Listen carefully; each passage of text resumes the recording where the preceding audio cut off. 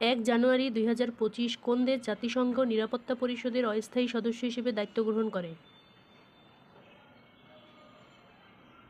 উপরের সবগুলো। আন্তর্জাতিক টেলিযোগাযোগ ইউনিয়নের বর্তমান সদস্য সংখ্যা কতটি? 194টি।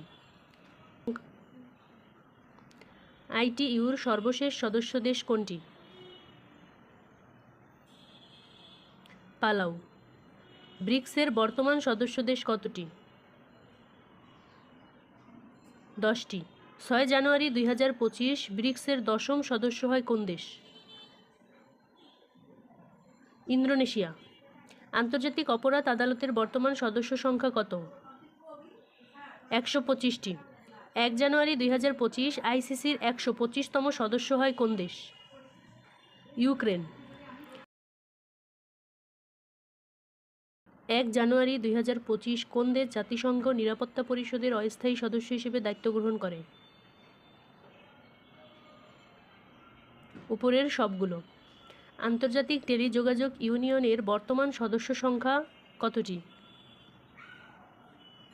194টি। ITU-র সর্বশেষ সদস্য দেশ কোনটি? পালাউ।